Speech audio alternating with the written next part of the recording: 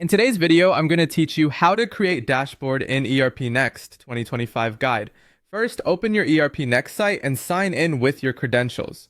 To create dashboards, your account needs dashboard access or the system manager role. If the options shown here don't appear for you, it's likely a permissions issue, so verify your role before moving on. Head to the dashboard workspace. From the top menu, click Home, then choose Dashboard. You can also open a specific module like sales, accounting, or HR and work from there. In ERPNext, dashboards are workspace based, which means each module can have a focused view tailored to its data. Now create your dashboard, click Create or Customize, then select New Dashboard.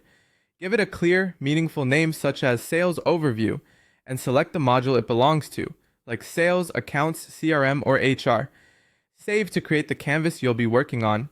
It's time to add cards, which are the building blocks of your dashboard. Cards can show single numbers, charts, or reports, giving you totals, trends, and detailed tables at a glance. Click Add Card to begin. Let's start with the most common choice, a number card. Choose Number Card, then pick a document type such as Sales Invoice or Purchase Order. Select the function you want, like Sum, Count, or Average, and choose the field to calculate, such as grand total or outstanding amount. Add filters if needed, for example, limiting to the current month or a specific status, and then save. A practical example is total sales this month, which gives leadership a quick pulse on revenue. Next, add a chart card for visual trends. Choose Chart. Then set the chart type, such as bar, line, or pie. Select the document type, pick your x-axis like date and your y-axis such as amount or count.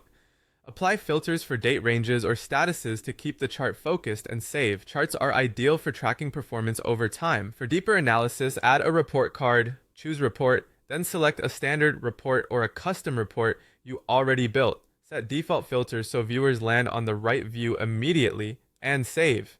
This is great for invoices, expenses, attendance, or inventory details. Arrange your layout by dragging and dropping cards, resizing them, and ordering by priority. Keep the most important KPIs at the top for immediate visibility. Finally, open dashboard settings to control who can see it.